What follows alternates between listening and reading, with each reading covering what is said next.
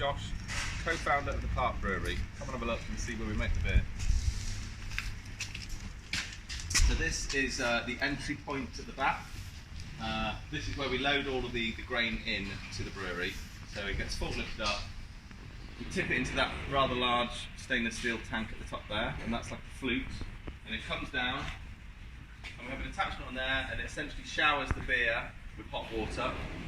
And we fill up this tank with all the grain and all the hot water, and it sits in there for about an hour, and that's where the sugar is extracted from the malt, and you get the first beginnings of beer.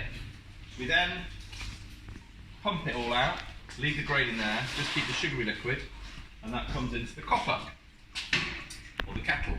And then we heat the beer up, we boil the beer, and we add hops at different points during that process, and that gives the bitterness and then the aroma.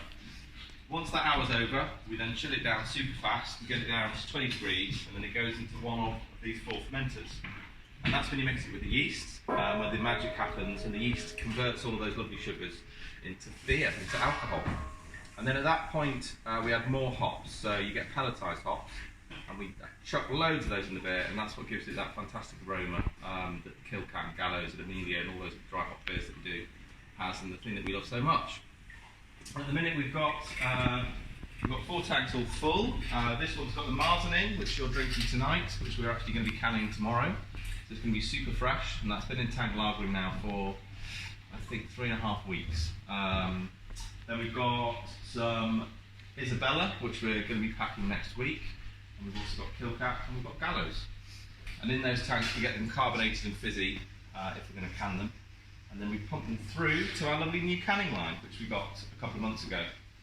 It gets fed into the canning line, and they get filled, capped, rinsed, weighed, and then we label them at the end.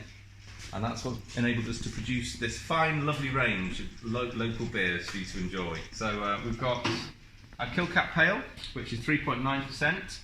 That's a hoppy pale, quite citrusy, quite floral. We've got Gallows, which is one of our core beers we've done from the very, very start. I'll just move the bin out of the way.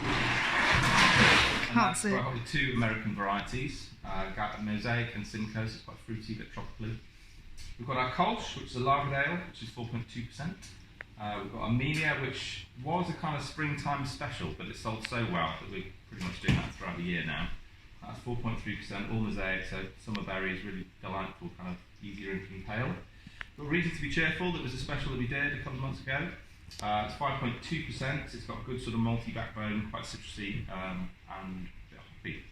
And then we've got Spankers IPA, which is one of our core original beers. 6%, nice clear beer, got good sort of citrusy notes. And we've got another special as well at the minute, which is our Creek IPA, Norwegian yeast.